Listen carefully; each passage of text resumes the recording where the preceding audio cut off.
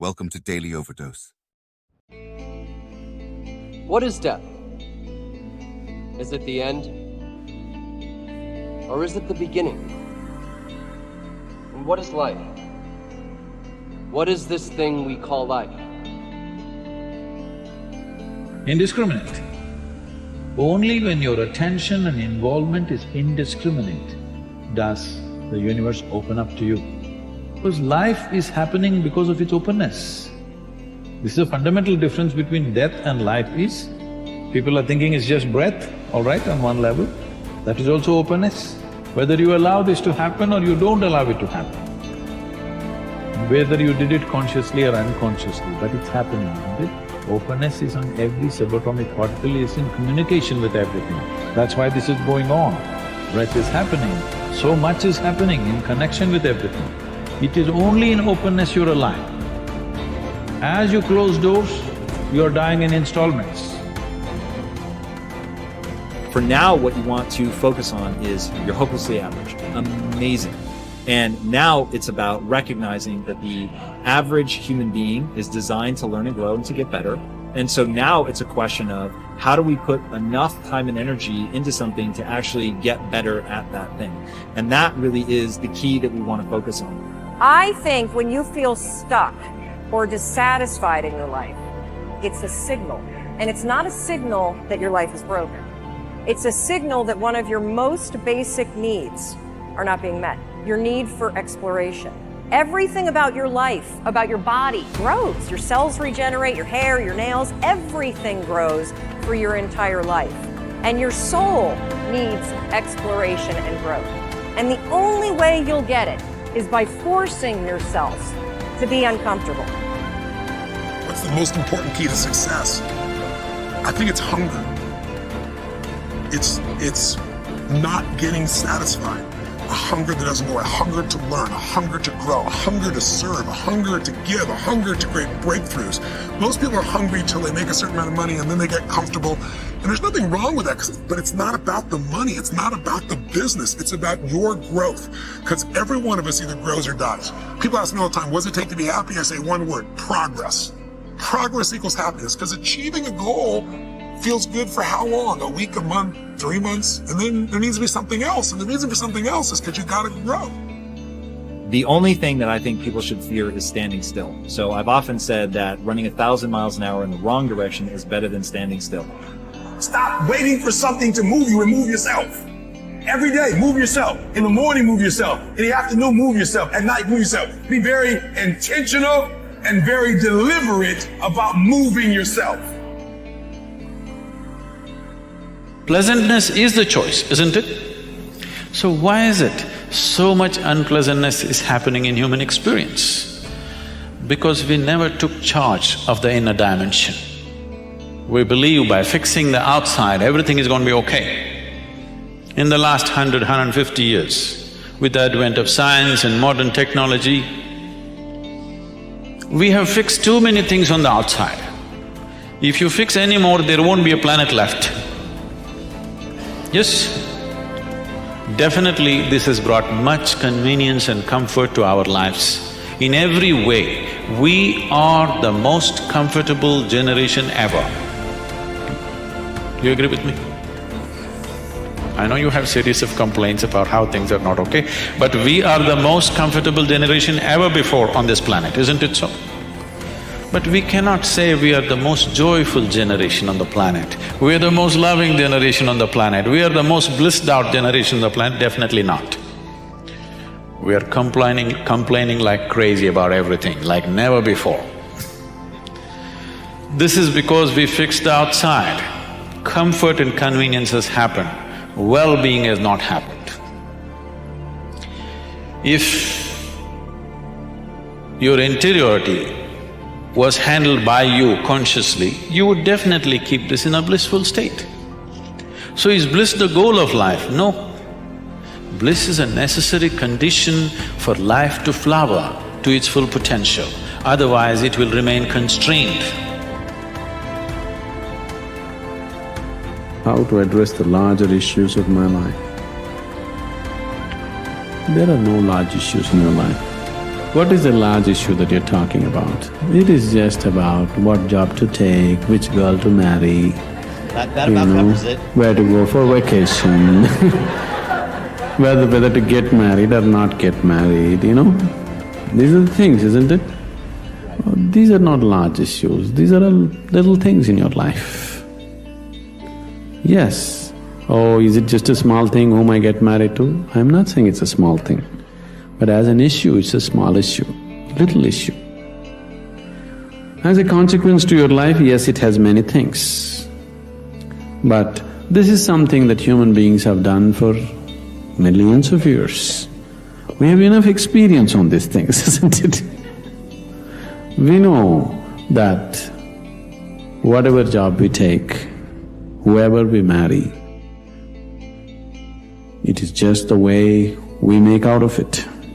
Every experience of life, you can make it an enriching experience. Every experience in your life, you can make a curse out of it. See, there is nothing wrong in your job, whatever job you're doing. There's nothing wrong getting this job, there's nothing wrong in losing this job. There's nothing wrong in getting married, there's nothing wrong in getting divorced. There's nothing wrong in not getting married. There is nothing wrong in anything, there's nothing wrong in this or that. But it is just that you make misery out of it, that's wrong. If you do this, you make misery out of it. If you do that, you make misery out of it. That's what is wrong with you. So you got married, is it wrong? That's not the point. There's nothing wrong with it. You did not get married, is it wrong? No, there's nothing wrong with it, that's wonderful too. You got divorced, is it wrong? No, that's also wonderful. It is just that you make misery out of everything, that's what is wrong. You just address that one issue, everything will be settled.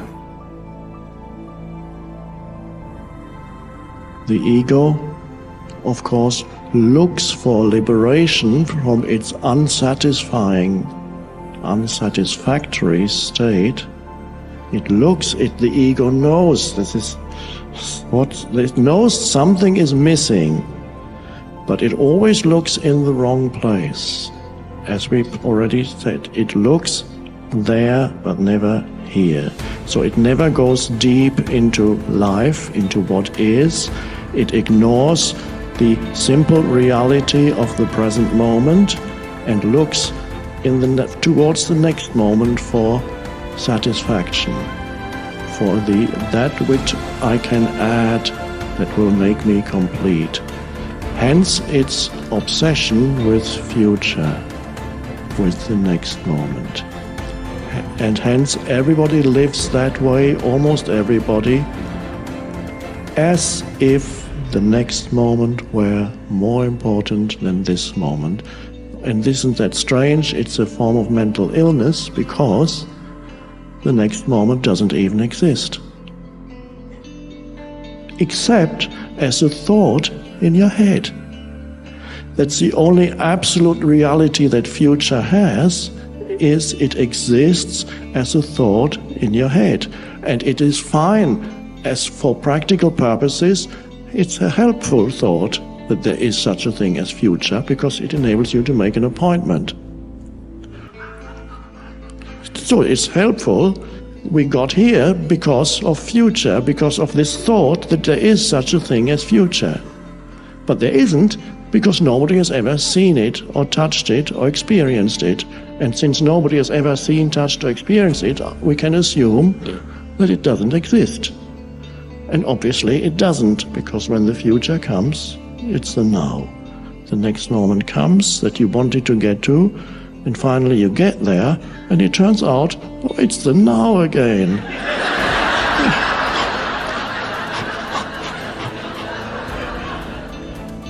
And the ego runs away from it, not realizing that what it has been looking for is hiding here. No matter what form this now takes, it is hiding where the conditioned mind, which is the ego, has never really looked.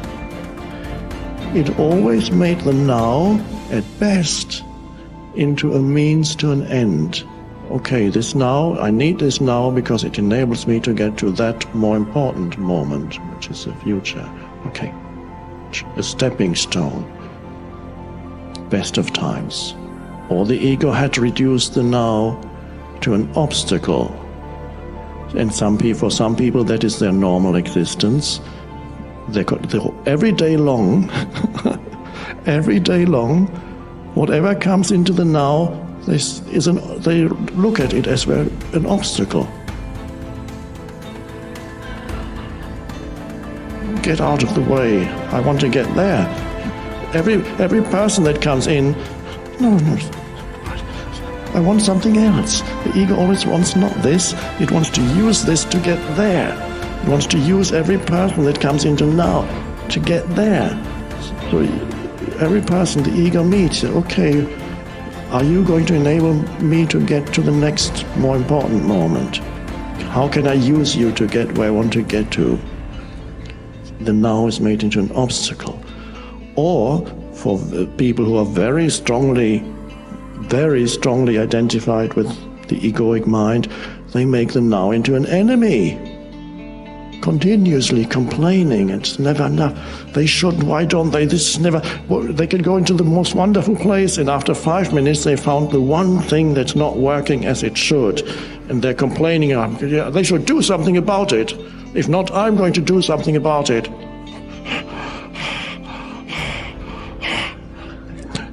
And if they're not complaining verbally, they're complaining in their heads. Complaining about situations, about other people, about what's happening, or complaining that something that should be happening is not happening. This sounds insane because it is insane, but it is not nothing personal. It is not recognized as insanity because it is fairly normal. And if it's normal, then it's not recognized as an illness. So that is the dysfunctional state of consciousness that is condemned to perpetual discontent.